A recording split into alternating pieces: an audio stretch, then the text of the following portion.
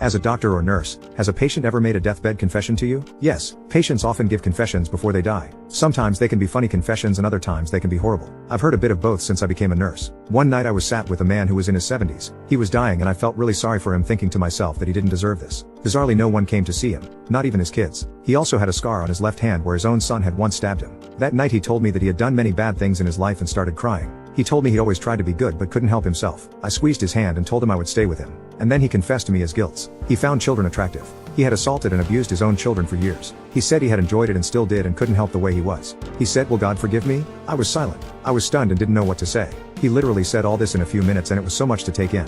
And then he asked me if I was his daughter, would I forgive him? I said no, I wouldn't. I now realized why this man's family hadn't come to visit him. I now realized why his son had stabbed him. After I answered him, he smiled and closed his eyes and he was gone just like that. It was a horrible confession to hear and it still creeps me out today. After he died, his belongings were to be collected and the family told the hospital they didn't want anything back. I can't say I've